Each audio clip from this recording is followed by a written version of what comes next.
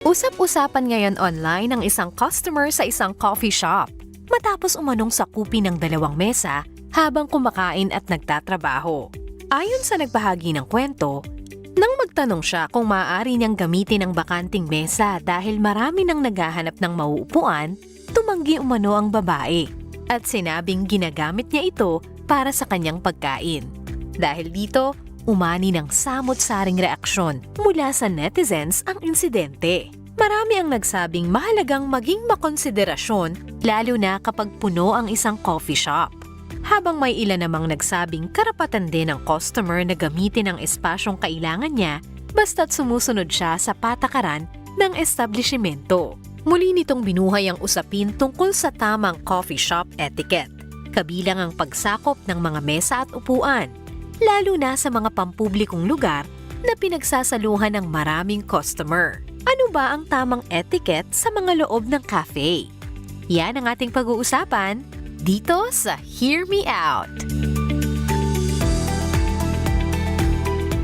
Sa loob man ng bahay o sa labas sa mga mall, amusement park o kahit sa mga restaurants, may mga batas at etiquette tayong dapat sundin para mas maging maayos at magaang ang karanasan ng lahat.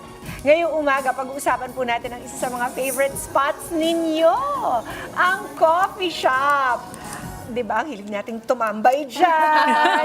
As in, tambay talaga. Yeah. Ano ba? Nakikigamit ng wifi. Habang isang kape lang ang binili, kung araw na. Ano po ba ang mga dapat at hindi dapat gawin kapag tayo ay nasa coffee shop? Para gabayan tayo dito, makakasama po natin ng isang internationally certified image consultant. Walang iba, kundi si Miss Ingrid Nieto. She's back! Good morning, Miss Ingrid. Thank you, ladies. It's so nice to be with you again. Yes. At makita ang beauty ninyo.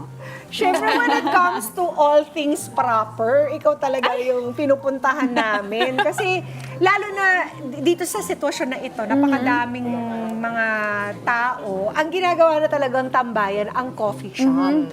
Is this accepted social behavior, yung pagtatambay sa coffee shop? Well, nowadays, it's something talaga na hindi naman natin may iwasan. Diba? Because it's a place where, of course, you get to order a warm drink, lalo na ngayon na maulan, di ba? Yeah. And it's a place also that friends get together, pwedeng mag-meeting, di ba? Oo. Tapos may mga nakikita rin tayo, nag-aaral din dyan. Nag-aaral, Yeah. correct, nagmi-meeting. Yes, nagmi-meeting. Oo. Tapos meron din tayong mga nakikita, katulad nung babae kanina, na kasi wala namang rules about this eh. So sa tingin natin parang whatever it is that we require ay pwede nating gawin. Yes, oo. Like dun sa napanood nating video, yung babae kasi parang ang dami-dami ng tao dun sa coffee shop, eh sinakopan niya dalawang Yung buong pwesto. pwesto. Di ba? Naghatak pa siya ng chair na hindi naman ginamit ng tao, ginamit ng bag niya. Yes. So,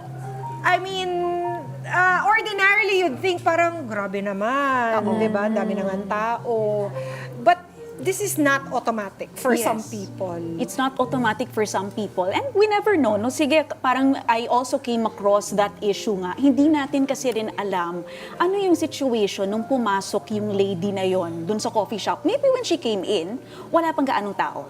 Talagang nagtrabaho siya. Maybe she had a deadline to finish. Maybe wala talaga siyang internet connection sa bahay. So at that point, when she came in, baka wala pa masyadong tao. So, pagka ganun, kasi everyone naman, pag ikaw pumasok ka sa coffee shop, you wanna meet with Luan or siya kasi, Diana, di ba? Okay lang yon. You have that right also. Kung ako mag-aaral ako or magtatrabaho ko sa coffee shop, we also share that same right, no? Na it is a shared space. Yes, of course, we can do what we want, we order, but it should not infringe upon the right of others. Hindi mo pwedeng sabihin na dahil nagmi-meeting ako, mas importante yung ginagawa ko. Therefore, pag si Pia ay kakain lang, akin ang buong table. Hindi pwedeng ganon, di ba?